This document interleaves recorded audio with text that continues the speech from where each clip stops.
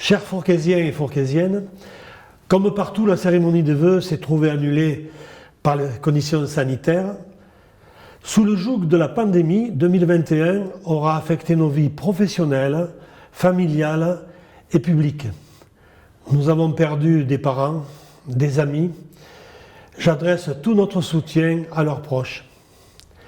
Depuis le début de la pandémie, la commune a poursuivi deux grands objectifs. Le premier, garder nos écoles ouvertes, ne serait-ce que pour accueillir les enfants de soignants et des travailleurs qui ont assuré la continuité des services quotidiens indispensables à la vie. Merci aux enseignants et aux personnels communaux qui l'ont assumé. Le deuxième objectif fut d'obtenir de l'Agence régionale de santé l'autorisation d'ouvrir un centre de vaccination temporaire.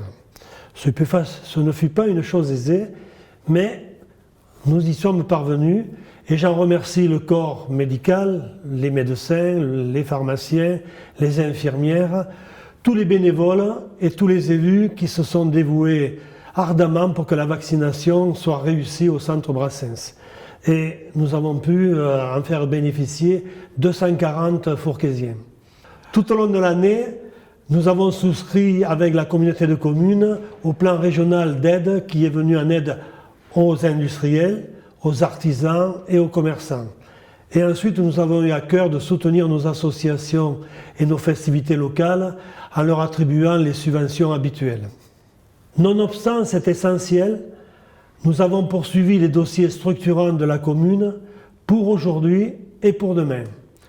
Ceux des digues du Petit-Rhône, où les premières acquisitions foncières vont débuter, celui de l'eau potable avec la création d'une station à partir du canal du Baronne, ainsi que la mise en œuvre de solutions d'attente.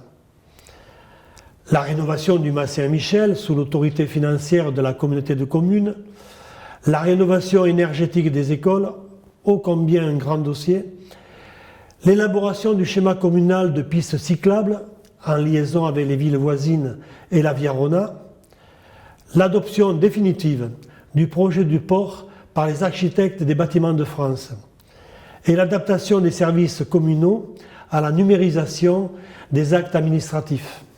La collaboration de la restauration scolaire avec la cuisine centrale d'Arles, une première programmation culturelle annuelle à l'auditorium, et voilà le principal des grands dossiers. Pour autant, je salue des réalisations plus modestes, la mise en place des tableaux numériques à l'école primaire, ainsi que le renouvellement du parc des ordinateurs dans son entier, le travail du chantier d'insertion dans nos rues, celui des maçons du cœur aux arènes, et sous l'autorité de nos services techniques, la rénovation énergétique des 3 classes sur 4 à l'école maternelle, ou encore la réalisation de conteneurs enterrés pour améliorer la collecte des ordures ménagères. Au seuil de cette nouvelle année, qui verra des élections présidentielles et législatives, où je crois que l'inflation et le pouvoir d'achat seront au cœur de nos votes, j'exprime le souhait de voir la pandémie jugulée, votre santé à tous préservée, et la plantation en l'honneur des nouveau-nés de plus d'arbres encore que les 26 de l'an passé. Enfin, que nous puissions assouvir sans contrainte notre désir de nous retrouver et de nous rencontrer. Je vous souhaite les meilleurs vœux à chacun d'entre vous.